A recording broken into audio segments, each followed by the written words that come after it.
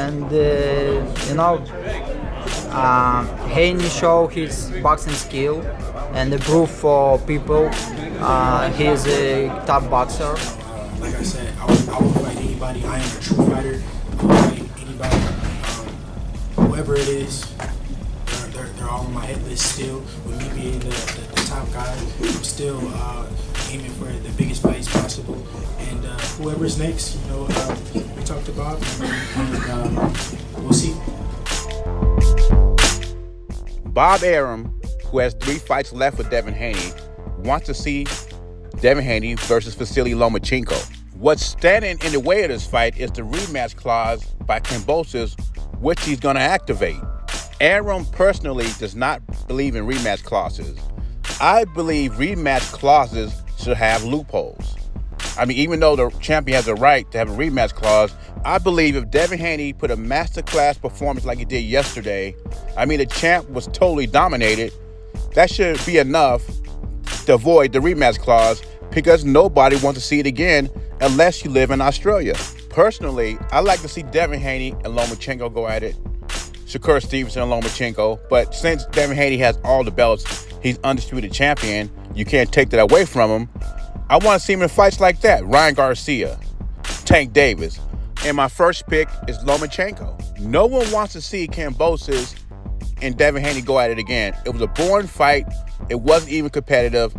So the only resolution I see of this rematch clause is Bob Arum has to make a deal with Kambosos.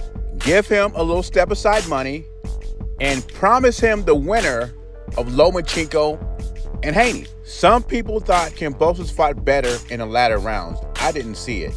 And I don't think he can make any adjustment to beat Haney. It'll be the same fight over again. Now, the latest from the Canelo haters.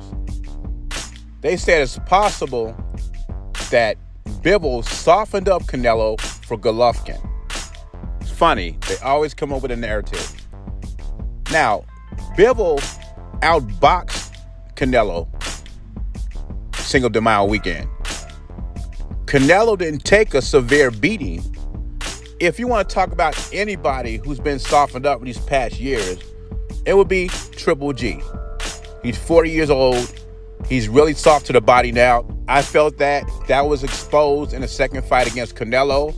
And then Derevyanchenko carried the torch in his fight, really hurting Triple G to the body. I feel that Derevyanchenko fight against Triple G softened both guys up, because after that fight, Derevyanchenko has never been the same fighter. And some boxing observers believe that fight could have went either way, because some people had Derevyanchenko winning that fight.